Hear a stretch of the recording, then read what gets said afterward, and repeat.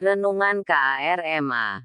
Ternyata apa yang ditulis B.J. Habibie itu sebuah kenyataan yang bisa menimpa siapa saja. Kita para lansia sejenak kita baca dan renungkan. Realita. B.J. Habibie ternyata kembali ke nol. Tidak ada yang dapat dibanggakan. Dulu bangga dengan jabatan apa itu nahoda apa itu KKM apa itu. Direktur apa itu bos perusahaan besar. Ungkapan hati B.J. Habibie soal akhirat yang bikin merinding tanggal 8 Januari tahun 2019. Pidato B.J. Habibie viral mantan Presiden RI ini menuliskan tentang kisah hidupnya. Saat kematian itu kian dekat. Kalaulah sempat. Asteris renungan utek kita semua. Beliau berpesan. Saya diberikan kenikmatan oleh Allah ilmu teknologi.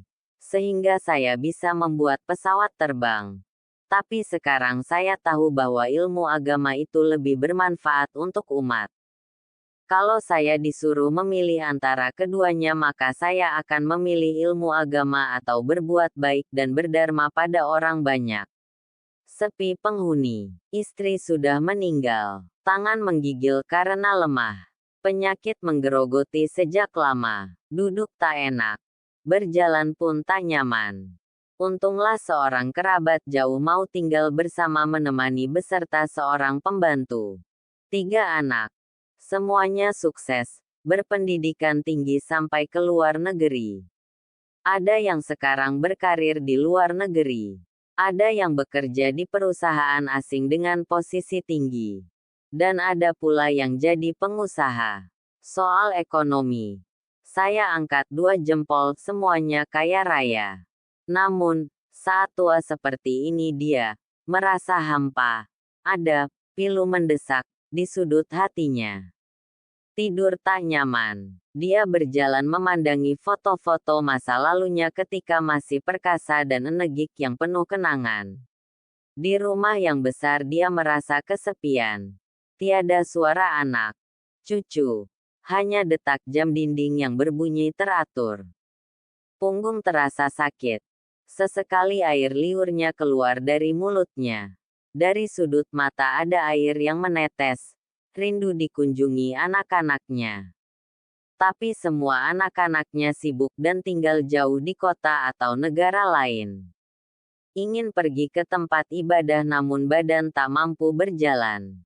Sudah terlanjur melemah. Begitu lama waktu ini bergerak. Tatapannya hampa. Jiwanya kosong. Hanya gelisah yang menyeruak. Sepanjang waktu, laki-laki renta itu. Barangkali adalah saya. Atau barangkali adalah Anda yang membaca tulisan ini suatu saat nanti. Hanya menunggu sesuatu yang tak pasti. Yang pasti hanyalah kematian. Rumah besar tak mampu lagi menyenangkan hatinya. Anak sukses tak mampu lagi menyejukkan rumah mewahnya yang ber-AC. Cucu-cucu yang hanya seperti orang asing bila datang. Aset-aset produktif yang terus menghasilkan. Entah untuk siapa. Kira-kira jika malaikat datang menjemput, akan seperti apakah kematiannya nanti? Siapa yang akan memandikan? Di mana akan dikuburkan? Sempatkah anak kesayangan dan menjadi kebanggaannya datang mengurus jenazah dan menguburkan?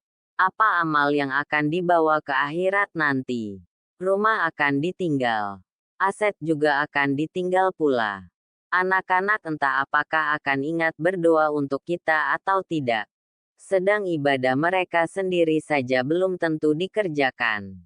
Apalagi jika anak tak sempat dididik sesuai tuntunan agama. Ilmu agama hanya sebagai sisipan saja. Asteris, kalaulah sempat. Asteris menyumbang yang cukup berarti di tempat ibadah. Rumah yatim. Panti asuhan atau ke tempat-tempat di jalan Allah yang lainnya. Kalaulah sempat. Asteris dahulu membeli sayur dan melebihkan uang pada nenek tua yang selalu datang. Kalaulah sempat, memberikan sandal untuk disumbangkan ke tempat ibadah agar dipakai oleh orang yang memerlukan. Kalaulah sempat, membelikan buah buat tetangga, kenalan, kerabat, dan handai taulan. Kalaulah kita tidak kikir ikhlas kepada sesama, pasti itu semua akan menjadi amal penolongnya. Kalaulah dahulu anak disiapkan menjadi orang yang soleh, dan ilmu agamanya lebih diutamakan. Ibadah sedekahnya dibimbing, diajarkan dan diperhatikan. Maka mungkin senantiasa akan terbangun malam, meneteskan air mata mendoakan orang tuanya. Kalaulah sempat membagi ilmu dengan ikhlas pada orang sehingga bermanfaat bagi sesama. Kalaulah sempat. Mengapa kalau sempat? Mengapa itu semua tidak jadi perhatian utama kita? Sungguh kita tidak adil pada diri sendiri. Kenapa kita tidak lebih serius menyiapkan bekal untuk menghadapnya dan mempertanggungjawabkan segalanya kepadanya? Jangan terbuai dengan kehidupan dunia yang bisa melalaikan. Kita boleh saja giat berusaha di dunia, tapi jadikan itu untuk bekal kita pada perjalanan panjang dan kekal di akhir hidup kita. Bagi yang menyebarkan catatan ini semoga menjadi sodako ilmu dan ladang amal soleh. Teruslah menjadi si penabur kebaikan selama hayat masih dikandung badan meski hanya sepotong pesan. Semoga bermanfaat. Prof. Dr. Ing. B.J. Habibie.